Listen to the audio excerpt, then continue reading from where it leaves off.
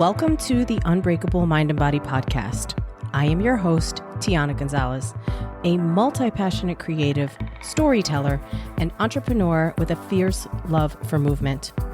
This is our space for powerful stories and actionable strategies to help you build mental resilience and elevate your self-care practice. Together, we will unlock the tools that you need to create an unbreakable mind and body. Welcome back to the show. I am your host, Tiana, and on this episode, we're going to dive into the topic of identity, particularly cultural identity.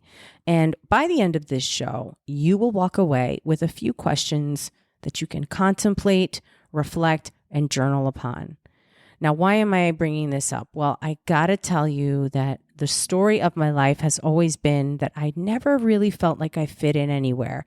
I couldn't find a group or an identity, a cultural surrounding that I fully felt reflected myself or that I fit into. Now, being in my 40s, maybe that's not such a big deal. But when you're a little kid, it's everything. And when you're made fun of for having a certain type of name and not really fitting the mold and being made fun of extensively, it's fucking huge. So let's just get it out on the table right now. I am not fluent in Spanish, and I am what we call a Nuyorican. My background is Puerto Rican. Both of my parents are Puerto Rican. I was born here, and I was not raised in a bilingual home. So I have one of the most Hispanic last names ever, Gonzalez, and yet there are things about me that don't quite fit the traditional definition. And I'm going to be straight up with you. We're going to go right for the kill in this episode. The reason why I don't speak Spanish fluently, yes, as an adult, I take full responsibility. But the reason why I wasn't brought up in a bilingual home is because of internalized racism. What the fuck am I talking about? Well, let me explain. In the 50s, massive groups of people left the island of Puerto Rico to come to mainland America, to the United States, for opportunity, for a better life. And somewhere during that time, the idea of trying to fit in, of trying to blend, of just not raising any more flags than were already being raised was something that really became fundamental for my dad. Now, my dad, I believe, was born in New York. He was not born in the island of Puerto Rico. His older siblings were, but he was born here. But this idea of fitting in, of blending, of not being so Puerto Rican, of not sounding ignorant. Now, mind you, these are the things that were spoken in the privacy of our home. I'm not saying that these are true or real for everyone else. This is my truth that I experienced and the stories that were shared with me behind closed doors in the privacy of our own home. And as a result of it, when I started to get older and I asked my parents why they haven't taught me Spanish or why I wasn't speaking Spanish, both my mother and my father, already separated, going through a divorce at the time, said, we want to make sure that you do not face as much racism as we have.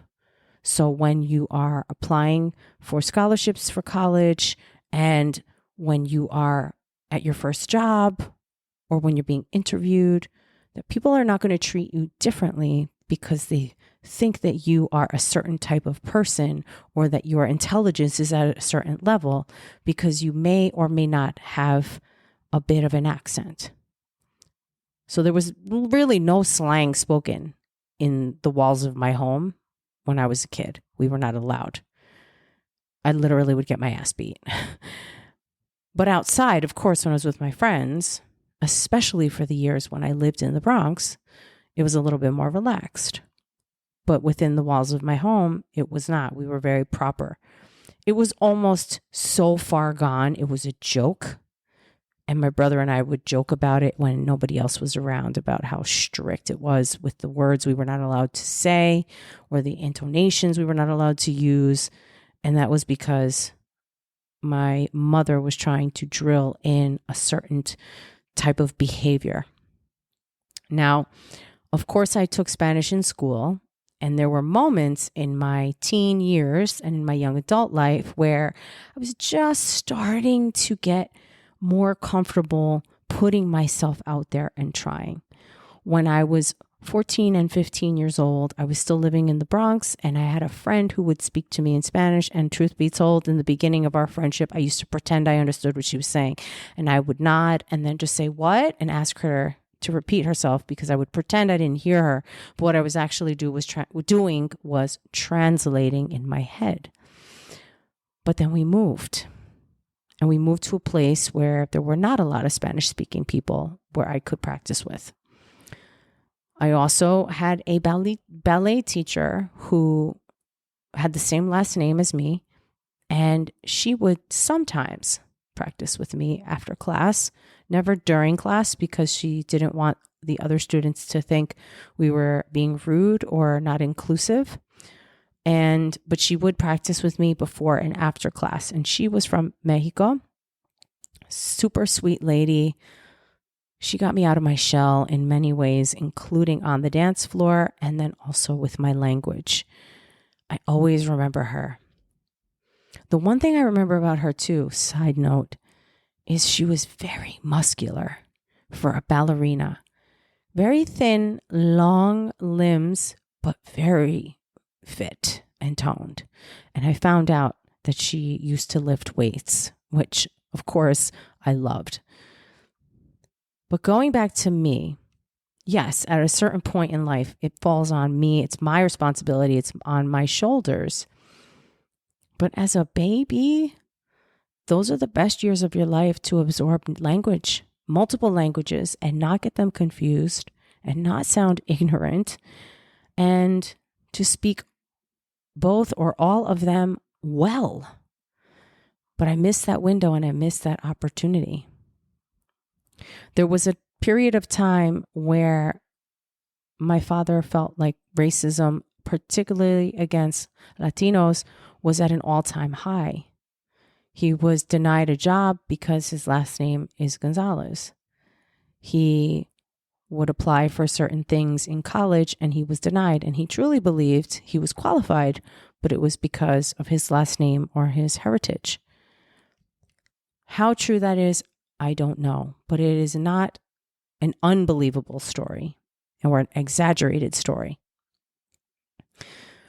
So here I am now. It's 2025. I'm almost 47 years old. And I've done this before, but I'm recommitting to immersing myself in Spanish every single day. Let's just add it to the list because I don't have enough to do, right? And then practicing with anyone I know around me that is not going to make fun of me. Now, I will say, and this is kind of mean, but it's the truth. When I was taking Spanish lessons and I did try to practice with my mom, she would always laugh at me. And I think that, I don't think she was trying to be mean. I think she was just so surprised at how I was really trying. And the Spanish I learned in school is not the same Spanish she grew up with. So some of the words were different. And I think looking back, knowing the situation in our home at the time, she was under a lot of stress. She was in a very stressful situation with her job. She was a personal trainer. She was teaching aerobics classes. Her and my stepdad were trying to conceive. So there was a lot going on. And I don't think she had the patience for it. I wish that she didn't laugh at me, because it definitely discouraged me from ever wanting to try again. And I actually feel badly for sharing this, but it's true. It's what happened multiple times. By the way, I have tried recording this episode at least 4 times. All the sirens are out. All the motorcycles are out. All the loud, obnoxious cars are out. So if you hear a lot of background noise, lo siento. But going back to identity, when I was in elementary school, I didn't fit in anywhere. When I got to 8th grade and the first part of high school, I lived in the Bronx and I didn't fit in there either. Definitely did not fit in because I didn't speak Spanish and I am white passing. So the kids in school used to call me Blondie.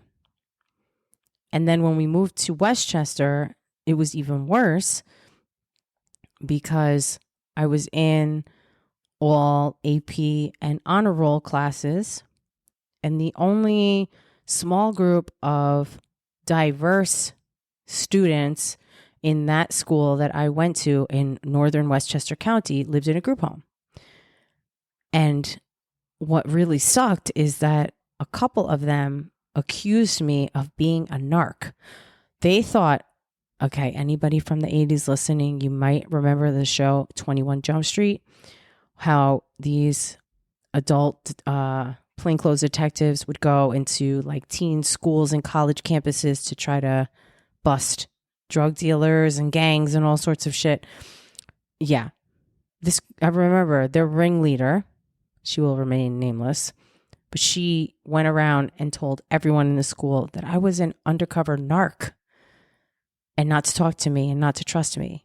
So I really had a hard time because not only was I in a new school, new environment, went from an all-girls Catholic school where we wore a uniform, which was big, to a small co-ed, wear your own clothes, so everybody could see what you have or don't have and try to make friends. And no one wanted to talk to me. And again, feeling, this is my experience, feeling like I was too white for the brown kids and that I was too brown for the white kids. I also was not a jock because I didn't play sports and I wasn't really a music theater nerd, although I loved music theater and band and chorus. That wasn't my only angle. I had multi-dimensions to me. So I was alone a lot. And here I am now at this age, immersing myself in listening to Spanish every single day. Sometimes it's a podcast. Sometimes it's watching a video. And really, input is the best way to learn a language. Not the traditional way, not using an app, not practicing phrases that you're never going to use in real world applications, but listening to conversation and inputting it, just absorbing it and listening. And the thing that's cool is with videos, you can see pictures or demonstrations of what the people are talking about. With the podcast, you have to really, really listen and try not to watch the, closed captions or transcripts, but really just sit and immerse yourself in the language. Now, I have a language arts teacher as one of my besties, and he put me on to a few resources that were free. And then he said, immersing yourself in the language is truly the best way to improve your skills. And then you just got to get out there and practice. You got to find people that you can just practice with and tell them where you're at. Tell them you're learning, tell them you're a beginner and that you want to get better. And hopefully they can be kind and patient and give you that courtesy and grace. But it still doesn't help with the identity part, right? Because at least speaking the language, yes, you'll feel a little bit closer to who you are in your ancestry, who you are when it relates to the blood in your veins. But who you identify with is something you have to feel. So the first question for you is my identity, my current identity, is it something I feel strongly connected to? Or is it something that I've been told to feel strongly connected to? It is a learned sort of thing. That this is who you are, take it or leave it. Because that's a different vibe. I will tell you, it really grinds my gears when people ask me what my background is, because it means nothing. I didn't grow up in the typical fashion or in a stereotypical fashion like other people of other cultures. Is there an influence? Of course. But it's not all that there is. So I really hate it when somebody brand new asks me where you're from, what's your background? What are you? 9 times out of 10, I say I'm American because that is the truth. That's a complicated question with a very complicated answer that maybe a stranger does not deserve the privilege of having or of knowing about me, right? Now, the second question, how has my identity evolved over time? This one is something that I had to sit with and think about. I remember going to visit my dad in prison and realizing, particularly as the years went on, that he had circled back and gotten much closer to his roots because it was a form of connection to the past, a form of connection to his culture and his people and his childhood and upbringing. And I think that lends itself to a very common trend where as we start to get older, we start to think about things like our upbringing or the home we grew up in. What was it like? What was the environment like? What did it smell like? Remember when we were kids and we used to do this? Or remember that time, and you have the stories. And of course, as we get older, what happens? People we love pass on. They move on to the afterlife. So there's a rekindling of these stories that come back up to the surface. They bubble up. Memories, photos, memorabilia, things like clothing, t-shirts, concert tickets, things that remind us of past events, stories, circumstances, people, things. And there's a vibe there too. Thinking about that, has your identity molded, morphed? Has your identity changed? I think it's natural that it will and has and does and continues to evolve. Now, the last question, are there parts of my family history or genetic ancestry that I want to explore further? For me, the language is a huge piece where I can feel much more connected and immersed to my roots. Now, I don't know a ton about my family tree, especially on my mom's side, because she did not meet her father. So I know about him. I've seen a photo or two, but I don't really know much. And on my dad's side, I know some of it. And I think that immersing myself, I love that word immersion. Immersion. I just think about like floating in a pool of water. Maybe it's kind of chilly and it's dark. The water's dark and we're just floating in there. And there's some icebergs or like big chunks of ice and we're just floating, but it's safe. It doesn't feel scary. It doesn't feel dangerous. It's completely safe. And you're just immersed. And everything around you is all connected and tied together. That's That's what I feel.